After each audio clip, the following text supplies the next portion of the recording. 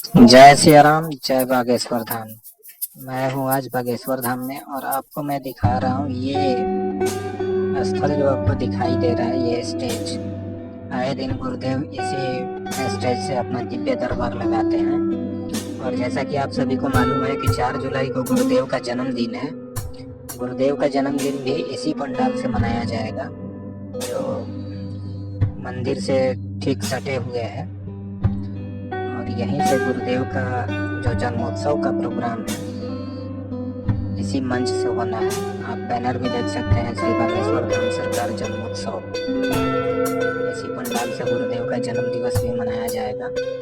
और अभी देखिए, अभी काफी भक्त इस पंडाल में बैठे हुए हैं, कुछ लेटे हुए हैं। अभी ये इंतजार कर रहे हैं कि संभवतः हो सकता है गुरुदेव का दिव्य दरबार लगे।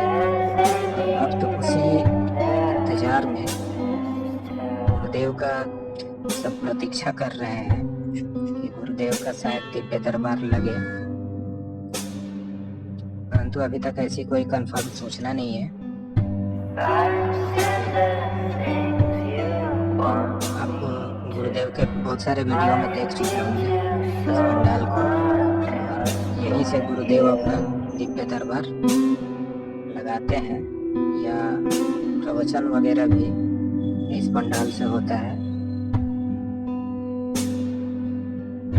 अभी भक्त जो है इंतजार कर रहे हैं गुरुदेव का, शायद दिव्य दरबार लगेगा।